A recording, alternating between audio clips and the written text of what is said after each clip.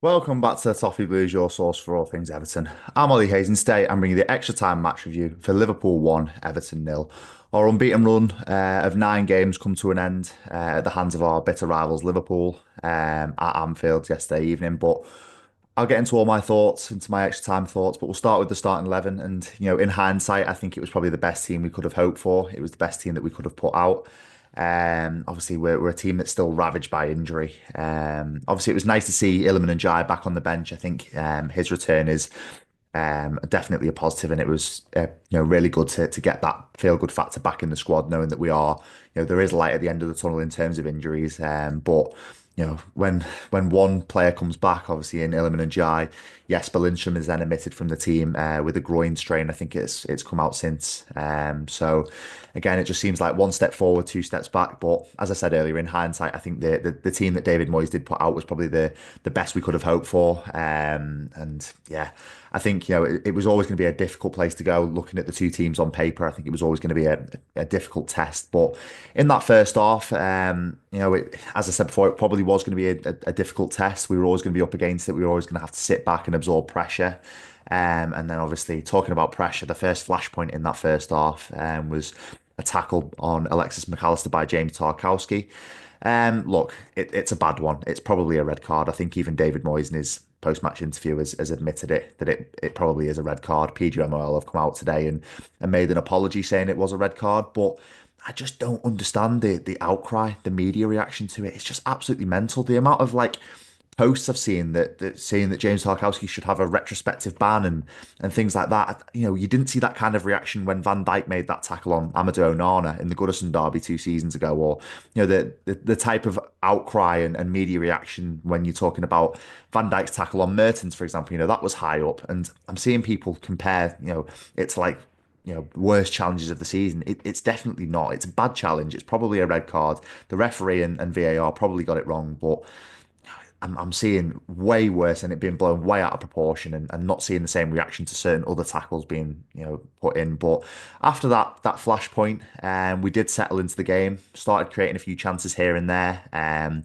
It did feel like that we did have to settle into the game before that we did create any chances. I don't think it was going to be an end-to-end kind of game. We kind of had to just settle our nerves and just get on the ball a little bit more. And that being said, I think we did create the bulk of the chances in that first half. And I think, Mohamed Salah had one header at the back post and there was one that deflected wide from a free kick.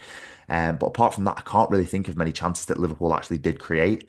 But if we're talking about chances on Everton's side, we have to talk about Beto. Look, I think a lot of people will criticise Beto for last night.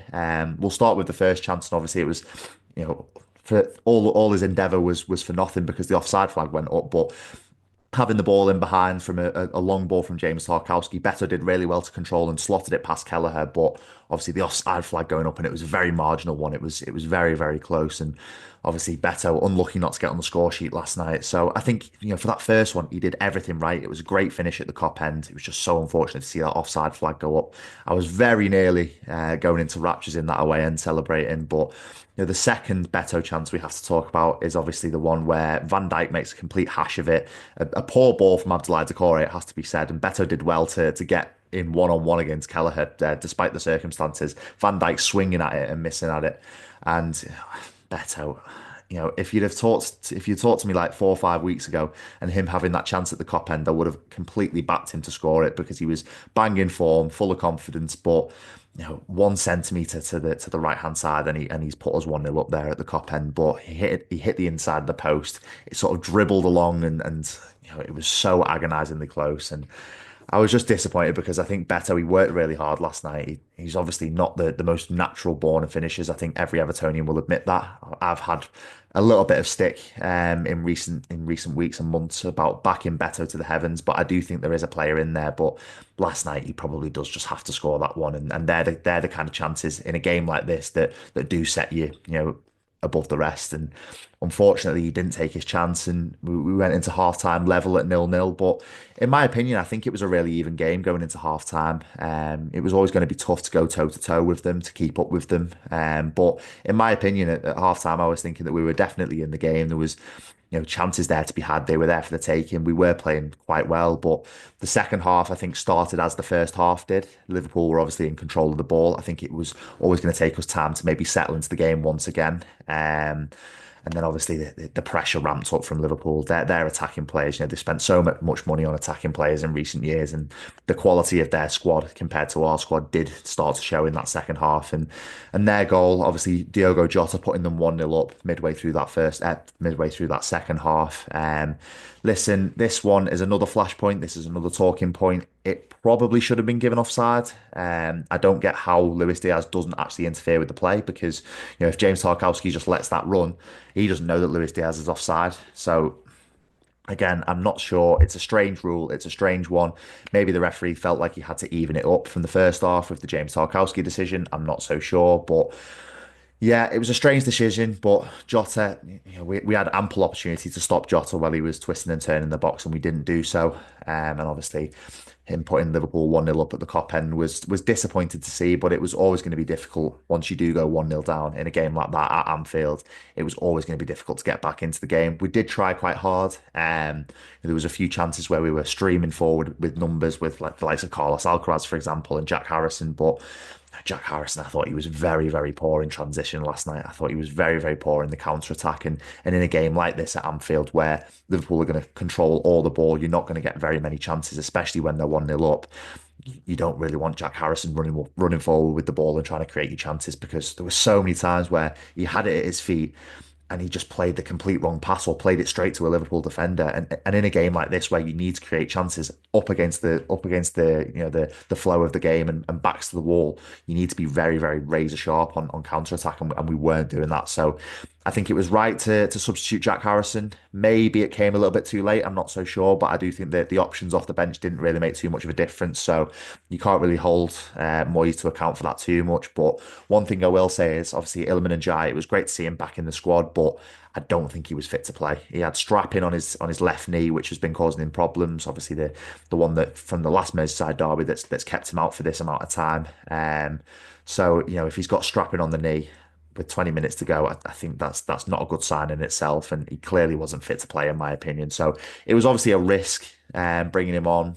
But in a game like this where Iliman and Jai, his quality that we know he has on the ball, it can unlock a defence. So I think it was probably a risk worth taking for David Moyes. But in hindsight, obviously with us coming away, in defeat and losing the game, was it the smartest of move to play Iliman and Jai when he wasn't fully fit?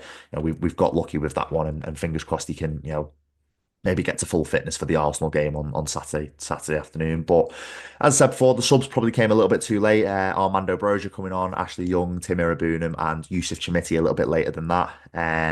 Armando Broja showed some signs when he came on. He showed some energy, but I think it was too little too late. Liverpool had control of the game.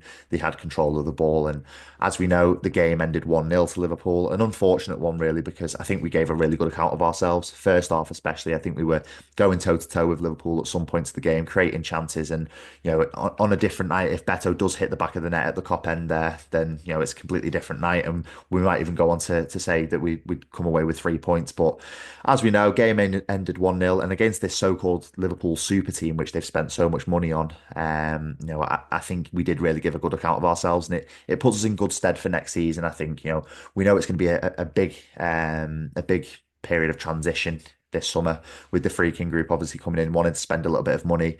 David Moyes has got a lot of players out of contract, so we know it's going to be a big transition, but I do think we're headed in the right direction. We did give a good account of ourselves last night against Liverpool, against a team that are way out in front at the top of the league. But we'll go on to my standout performers now, and there's a few here to mention. I'll start with Jarrad Branthwaite. I think he was fantastic, especially in that first half. I think he was just really calm and collected and helped us settle into the game very, very well. The second one I'll talk about is Vitaly Mykolenko. I think he's really, really turned a corner under David Moyes. I think he's been absolutely fantastic since Sean Dyche has departed the club. Mykolenko last night, he completely shielded Salah. He completely ushered him out of play so many times. I can't really think of any chances that Salah created in the entire game. And, This player, Mohamed Salah, we were talking about Ballon d'Ors about 6 months ago, having him in the running for the Ballon d'Or. But, if he's going missing in big games like that, I'm not so sure you can talk about Ballon d'Ors for him. But Mykolenko had a fantastic game, kept him very, very quiet. And, Mykolenko coming back from the international duty with a bit of an injury, with a bit of a knock, and to put that performance in last night, it showed warrior-like spirit, and every credit to Vitaly Mykolenko because he's really turned a corner under David Moyes.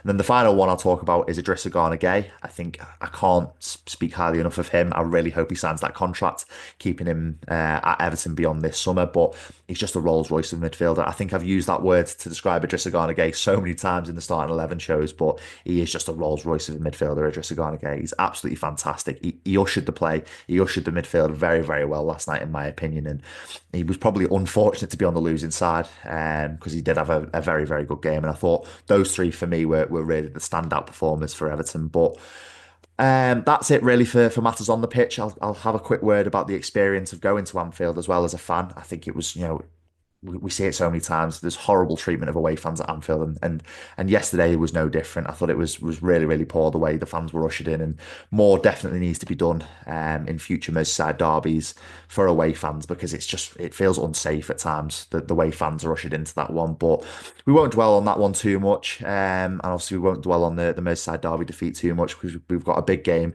coming thick and fast on Saturday afternoon at 12:30 at Goodison against Arsenal. So fingers crossed we can lick our wounds a little bit, go into that one with a little bit of wind in our sails and hopefully come away with a positive result against Arsenal. But that is all for my match review of Liverpool 1, Everton nil in the Merseyside derby. Let me know your thoughts on last night's proceedings at Anfield. Are you disappointed? Do you think we gave a good account of ourselves? And let me know your thoughts ahead of Arsenal on Saturday. Obviously a big game at Goodison Park. Not many more games left now at Goodison Park, so we've got to savour every moment. But that is all from me today. Make sure you like, comment, subscribe, and I'll speak to you soon.